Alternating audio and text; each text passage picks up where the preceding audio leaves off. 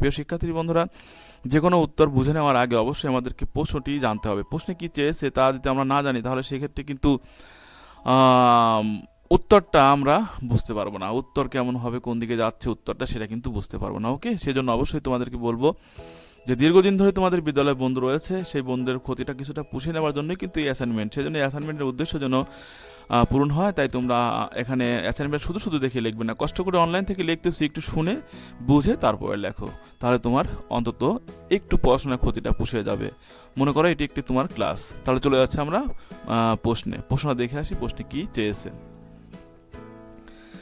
দেখো, প্রশ্নের যে নির্ধারিত কাজ সেটি হচ্ছে প্রিপেয়ার এ ফ্যাক্ট ফাইল। মূলত একটি ফ্যাক্ট ফাইল তৈরি করতে হবে। ফ্যাক্ট ফাইল হচ্ছে কোনো কিছুর উপর একটা জীবন্ত প্রতিবেদন, ওকে, সত্য প্রতিবেদন, যেখানে তার বাস্তবিক পক্ষে তার জীবনে কী কী হয়েছে বা কোনো ঘটনায় কী কী সত্যতা রয়েছে সেটি তুলে ধরেই একটি নথি বা একটি ফাইল করার নামই হচ্ছে ফ্যাক্ট ফাইল। ওকে, তো এখানে যে ফ্যাক্ট ফাইলটা করার কথা বলা হয়েছে সেটি হচ্ছে a short report of all the most important information on the person or subject on the father of the nation Bangabandhu Sheikh Mujibur Rahman. মূলত এখানে বঙ্গবন্ধু শেখ মুজিবুর রহমানের উপরে তার জীবনের প্রত্যেকটা গুরুত্বপূর্ণ ঘটনাকে তুলে ধরে একটি ছোট্ট রিপোর্ট করার কথা বলছে, প্রতিবেদন করার কথা বলছে।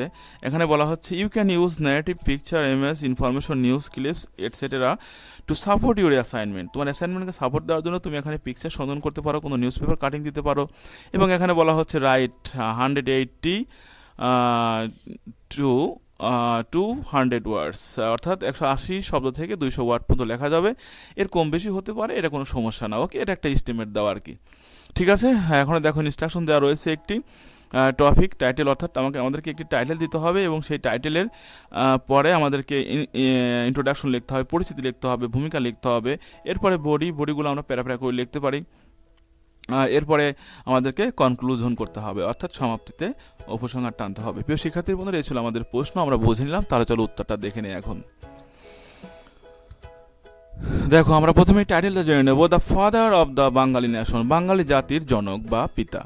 তো এখানে এটা তোমরা সুন্দরভাবে এই টাইটেলটা বড় করে লিখে দিবে এবং মনে রেখো টাইটেল লেখার সময় কিন্তু এখানে প্রত্যেকটা নাউন দেখো, ফাদারের এ বড় হাতের, এবার বাঙালির বি বড় হাতের এবং নেশনের এন বড় হাতের, এগুলো কিন্তু ঠিক করে দিতে হবে, ছোট হাতের লেখা যাবে না। ওকে, আচ্ছা, এরপর দেখো ইন্ট্রোডাকশন, পরিচিতি। Bangabandhu who gave us a nation, যিনি আমাদেরকে একটি জাতি দিয়েছিলেন, এ নিউ কান্ট্রি, একটি নতুন দেশ, অ্যান্ড এ নিউ আইডেন্টিটি, একটি নতুন পরিচয়। Was born in a respectable Muslim family, তিনি একটি সম্ভ্রান্ত মুসলিম পরিবার জন্মগ্রহণ করেছিলেন অন 17 মার্চ 1920, 1920 সালের 17 মার্চে, in Tungipara, under the then Gopalganj subdivision at present district of Faridpur district. বর্তমান ফরিদপুর জেলার তৎকালীন গোপালগঞ্জের সাব ডিভিশনে টুঙ্গিপাড়ায় তার জন্মগ্রহণ হয়েছিল, অর্থাৎ তিনি জন্মগ্রহণ করেছিলেন। প্রিয় শিক্ষার্থী বন্ধুরা, এরপরে দেখো his father's name was Sheikh Lutfur Rahman, তার বাবার নাম ছিলেন শেখ লুৎফর রহমান, এবং his mother name was Sayera Khatun.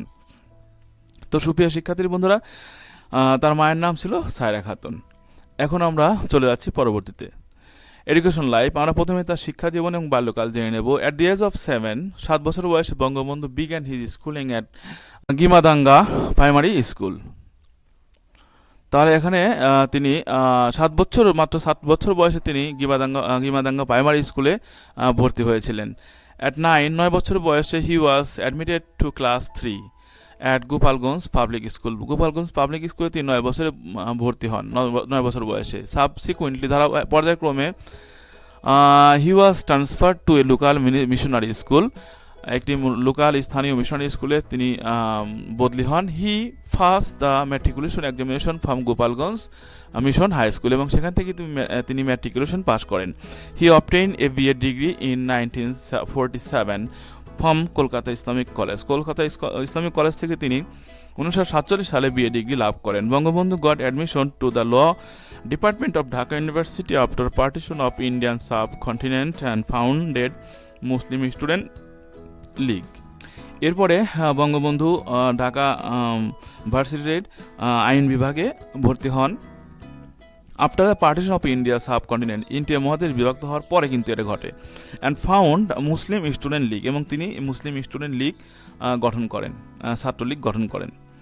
Afterward পরবর্তীতে হি জয়েন্ট পলিটিক্স, রাজনীতিতে যোগদান করেন and did his best for the Bengali nation to make them free, তাদেরকে স্বাধীন করতে ফ্রম দ্য মিসরুল অ্যান্ড অপারেশন, অত্যাচার এবং অশাসন থেকে মুক্ত করার জন্য অব দি পাক রুলার, পাক বাহিনীদের। তাহলে পাক বাহিনীদের হাত থেকে আমাদের দেশকে মুক্ত করার জন্য, অশাসন কুশাসন অত্যাচারকে রক্ষা করার জন্য কিন্তু তিনি রাজনীতিতে যোগ দিয়েছিলেন। এরপরে পলিটিক্যাল লাইফ, তার রাজনৈতিক জীবন। He was a young political activist, তিনি ছিলেন একজন উদীয়মান তরুণ রাজনীতিবিদ during the British rule, British আমলে। He was active in every political event of the then East Bengal, East Pakistan, the language movement of 1952, যুক্ত front election of 1954, student movement of 1962, movement for 6-point demand of 1966, mass uprising of 1969, and finally the liberation war of 1971 against Pakistanis. তাহলে তিনি বাংলাদেশের প্রত্যেকটা রাজনৈতিক ঘটনার সঙ্গে জড়িত ছিলেন। 52 ভাষা আন্দোলনে, 1954 যুক্ত ফ্রন্ট ইলেকশনে, এরপরে 1962 সালের ছাত্র আন্দোলনে, এরপরে 6 দফা আন্দোলন 1966 সালের, এরপরে গণ অভ্যুত্থান 1969-এর, এবং ফাইনালি লিবারেশন, এবং অবশেষে 1971 সালের স্বাধীনতা যুদ্ধে পাকিস্তানের বিরুদ্ধে। প্রত্যেকটা ক্ষেত্রে কিন্তু তার অবদান ছিল এবং তার সরাসরি ভূমিকা ছিল।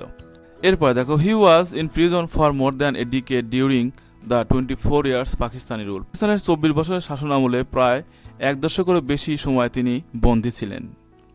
এরপরে অন মার্চ 7, 1971, 1971 সালের 7ই March, Bangabandhu Sheikh Mujibur Rahman address a mammoth public rally at the race course ground, অর্থাৎ 7ই মার্চে 1971 সালে বঙ্গবন্ধু শেখ মুজিবুর রহমানের ডাকে এক বিশাল মানুষের সমাগম ঘটে রেসকোর্স ময়দানে। Where he called upon the people to prepare for the struggle for independence, সেখানে তিনি বাংলাদেশের মানুষের জন্য স্বাধীনতার সংগ্রামের জন্য ডাক দেন। He made a clarion call saying, তিনি এই কথা বলে বজ্রকণ্ঠে আওয়াজ তোলেন, build forts in each home state, প্রত্যেক ঘরে ঘরে দুর্গ করে তোলো। You must receive the Pakistani army with what ever you have in, hand যার কাছে যা আছে তাই নিয়ে পাকিস্তানিদের বিরুদ্ধে ঝাঁপিয়ে পড়ো। রিমেম্বার, মনে রেখো, since we have already had to shed blood, যেহেতু আমরা ইতিমধ্যে রক্ত দিয়েছি, we will have to shed a lot more of it, আমরা আরও রক্ত দেব। By the grace of Allah, ইনশাল্লাহ, we will be able to liberate the people of this land, আমরা এদেশের মানুষকে মুক্ত করে ছাড়ব। By the struggle this time is a struggle for freedom, এবারের সংগ্রাম আমাদের স্বাধীনতার সংগ্রাম। The struggle this time is a struggle for emancipation, এবারের সংগ্রাম আমাদের মুক্তির সংগ্রাম। He was arrested on 25 March 1971, তিনি 1971 সালের 25 মার্চ বন্দী হন, and was taken to Pakistan and sent back home after liberation, এবং তাকে বন্দী করার পর পাকিস্তানে পাঠিয়ে দেওয়া হয় এবং দেশ স্বাধীন হওয়ার পর তাকে ফেরত দেওয়া হয়।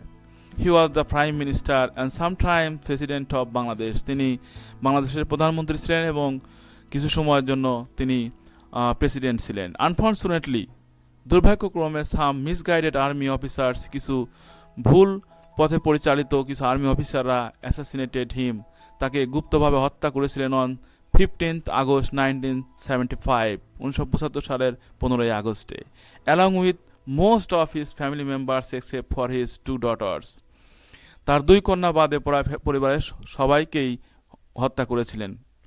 তো এখানে দেখো ছবি দেওয়া রয়েছে যারা শহীদ হয়েছিলেন এই দিনে, এবং তাদের বঙ্গবন্ধু শেখ মুজিবুর রহমানের 2 কন্যা শেখ রেহানা এবং শেখ হাসিনা তখন দেশে না থাকার কারণে তারা কিন্তু এই মৃত্যুর হাত থেকে রক্ষা পেয়েছিলেন, আল্লাহ তাদেরকে রক্ষা করেছিলেন। এরপরে দেখো কনক্লুশন, উপসংহার। He was in all the faces of the history, তিনি ইতিহাসের প্রত্যেকটা ক্ষেত্রে ছিলেন। From the British colonial rule to the independence of Bangladesh, British colonial উপনিবেশিক শাসন থেকে শুরু করে বাংলাদেশের স্বাধীনতা যুদ্ধ পর্যন্ত প্রত্যেকটা ক্ষেত্রেই কিন্তু তিনি জড়িত ছিলেন। His death is a great loss for the nation, তার মৃত্যু হচ্ছে বাঙালি জাতির জন্য এক বিশাল ক্ষতি। Nothing can compensate for the loss. এ ক্ষতিপূরণ কিছুতেই হবে না। He was in grave at Tungipara. তাকে টুঙ্গিপাড়ায় দাফন করা হয়েছিল। We owe his charismatic leadership for making us a free nation. আমরা তার এই আধ্যাত্মিক লিডারশিপ, নেতৃত্বের কারণে, এই জাতিকে মুক্ত করার কারণে তার কাছে ঋণী। We pray for his departed soul. আমরা তার বিধেয়ী আত্মার মাগফিরাত কামনা করছি। সুপ্রিয় শিক্ষার্থী বন্ধুরা, এই ছিল বঙ্গবন্ধু শেখ মুজিবুর রহমানের উপরে এ ফ্যাক্ট ফাইল। আশা করছি তোমাদের উপকার হবে। আর তোমাদের উপকার হলে অবশ্যই চ্যানেলটি সাবস্ক্রাইব করে পাশে বেল আইকনটি বাজিয়ে রাখো, তাহলে পরবর্তী কন্টেন্টগুলো অবশ্যই তোমাদের কাছে পৌঁছে যাবে। তোমাদের সুস্থতা কামনা করে আজকের মতো এখানে বিদায় নিচ্ছি। আল্লাহ হাফেজ।